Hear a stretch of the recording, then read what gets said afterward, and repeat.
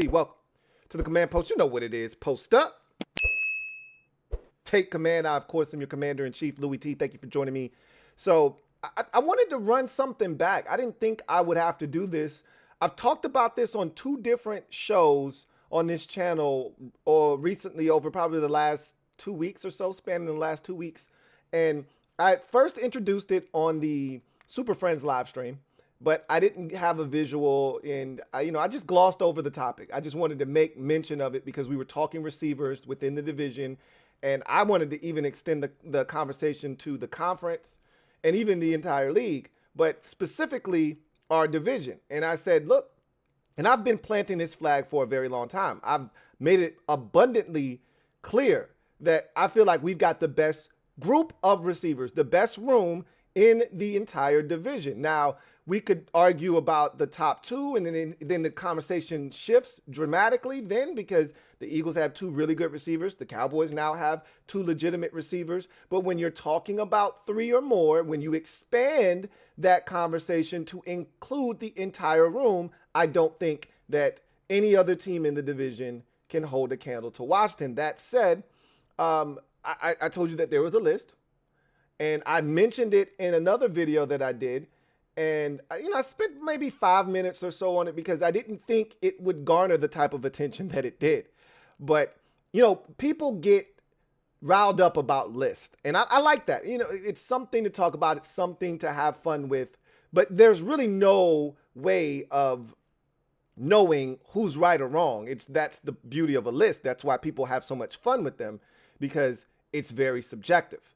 That said, I want to run this list back because I got so much feedback from you guys over the ranking. I think I had Washington 4th out of 8 groups of trio of receivers. I had Washington ranked 4th among the trios that they had listed on this graphic from the 33rd team. And a lot of you guys came after me aggressively, which is fine. I told you, I don't mind if we disagree. I want the dialogue, right? The worst thing that you can do is just say nothing or just feel indifferent. Feel something. You can agree, you can disagree, feel something, right?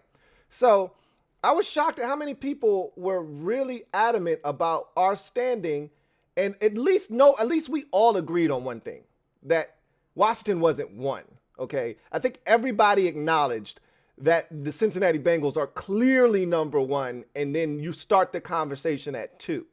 Now, I don't think Washington is 2nd on this list, but a lot of you did. A lot of you thought they were 2nd. And I told you, there's a debate as to whether they're 3rd. I'll listen to that. I think 2nd's a little high. I think 2nd's too high, and some of y'all are tripping. So let's look at the graphic again, and let me go through it with a fine-tooth comb now and give you my rationale as to why I placed Washington 4th on the list of these trios. Now, as I mentioned at the top, at least we all agreed that the Cincinnati Bengals are number 1. There's no debate. No one came out of the side of their mouth with foolishness that put Washington at the top of this list. Everyone acknowledged that the Bengals trio of Chase, Higgins, and Boyd is the top. They're the cream of the crop. They're the creme de la creme. So at least we agreed on that. I think the conversation for me doesn't start at 2 because I think you have to put the Miami Dolphins receivers at 2. I don't care how you feel about Choice Anderson. I don't care. Okay, Choice Anderson played on 19 teams last year and still had over 400 yards receiving. You will respect his game a lot more when he's with 2 studs like Tyreek Hill and Jalen Waddle. Just understand, and this is the thing that drives me nuts with Eagles fans, is because they think that their guys are Hill and Waddle, and they're not. Their receivers are good. Their combination of Smitty and Brown are good. Hill and Waddle are great. They combined for over 3,000 yards by themselves, just those 2 receivers, okay?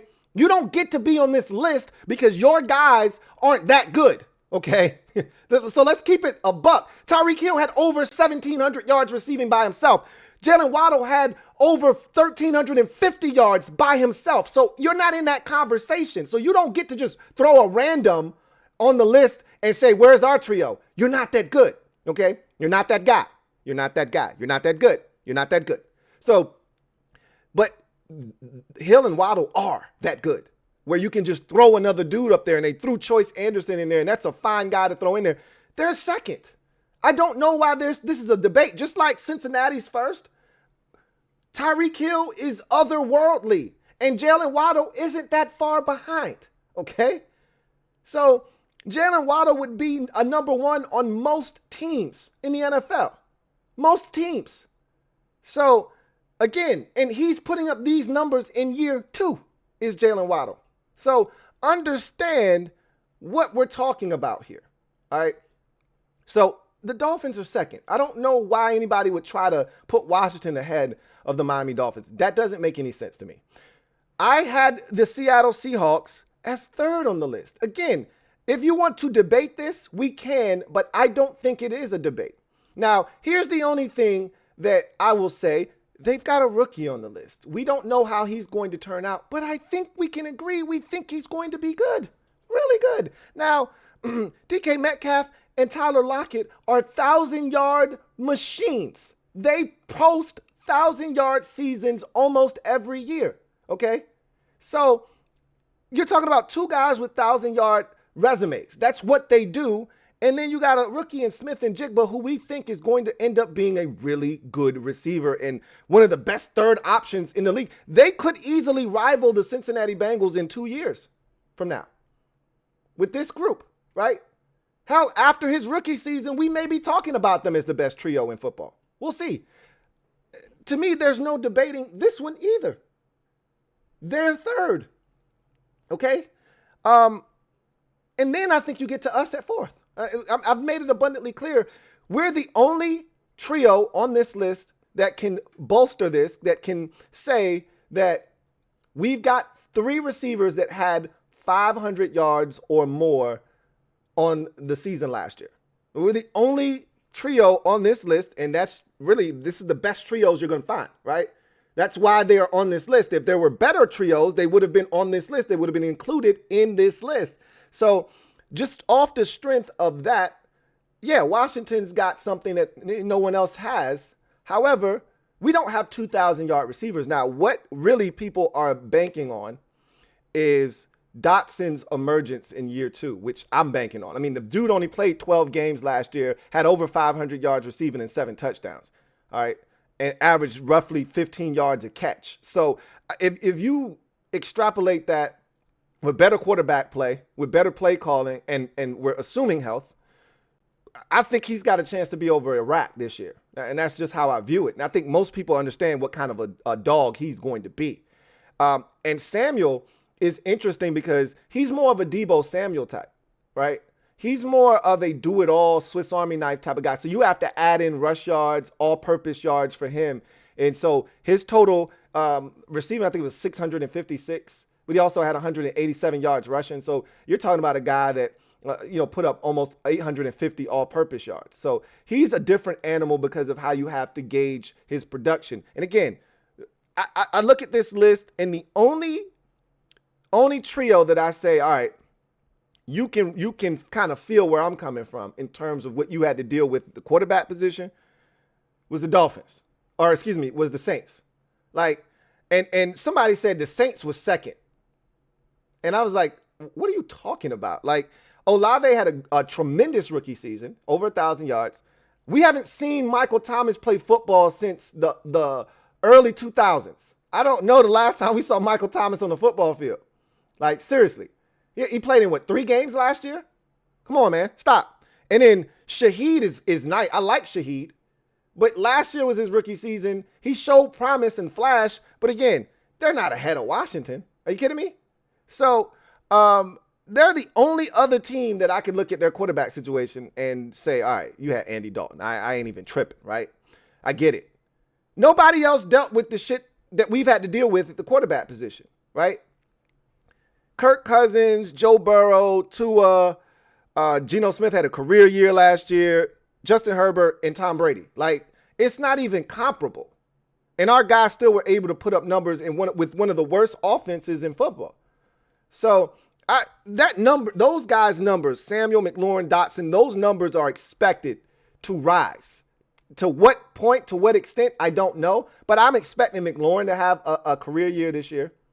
If everything, goes the way that I think it can, I'm expecting Samuel to do the same and Dotson to have a career year. I'm expecting all these numbers. Now, the only thing that could cut into that is the emergence of a tight end, which we didn't have really. So all of those targets, all those opportunities went to the receivers instead of to the tight ends. But that doesn't matter, because if a tight end is effective and it takes away attention from the receivers, some of those targets that might have been incomplete because you didn't have to worry about a tight end, maybe some of those targets are now catches. So we'll see. It all balances itself out at the end of the day.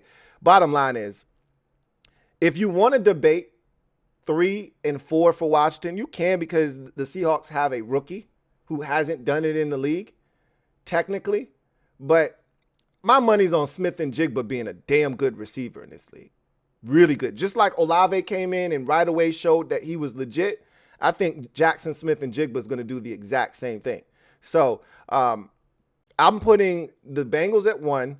I'm putting the trio of Hill, Waddle, and Anderson at 2 for the Dolphins. I'm putting the Seahawks at 3, and I'm putting Washington's trio at 4.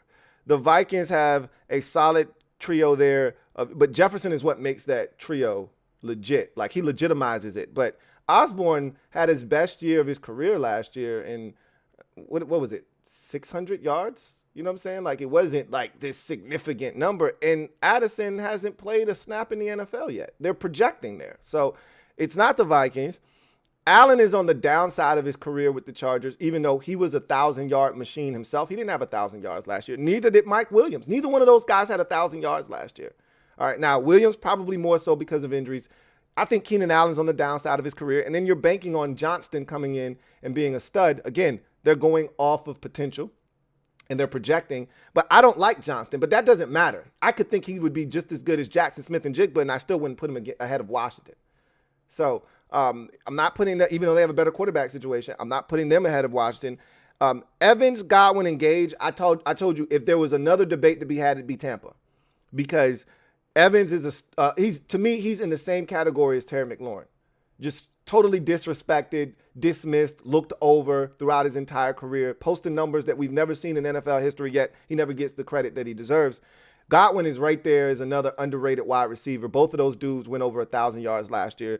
And then Gage, to me, is an interesting third option.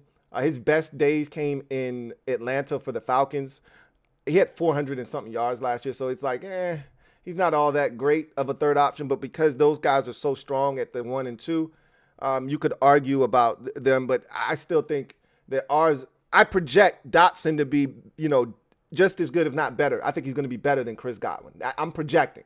That's a dangerous game to play. But at least I have experience and footage on film. I can tell you I watched this guy for a full 16 games, or 12 last year, in the NFL, so I know he can break down NFL defenders, get open, and make things happen and be explosive and dynamic.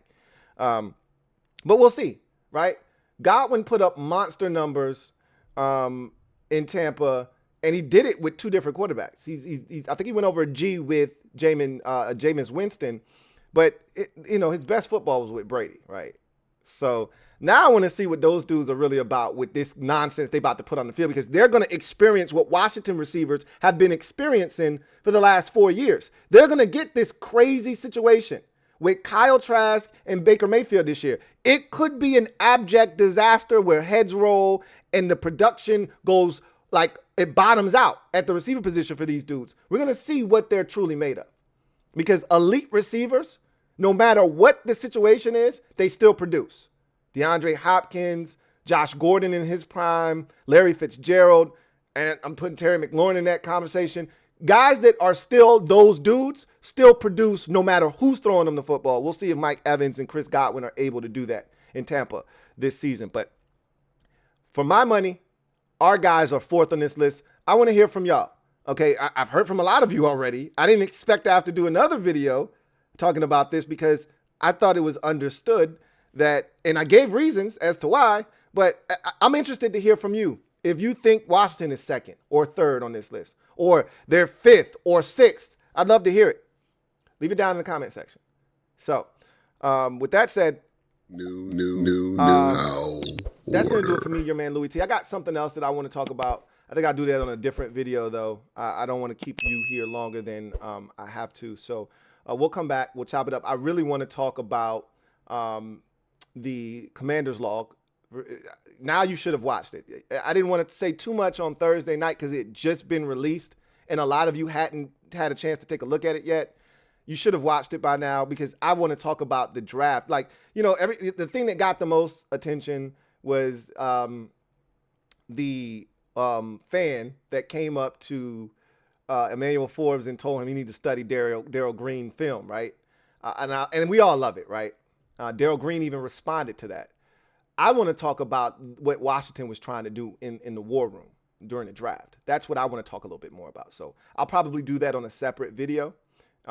In addition, I got a couple of other things that have cropped up over the weekend that I want to bring to you guys, see what you have to say about it. So keep your ears and or eyes rather peeled for that video. Maybe it'll be out maybe tomorrow or so.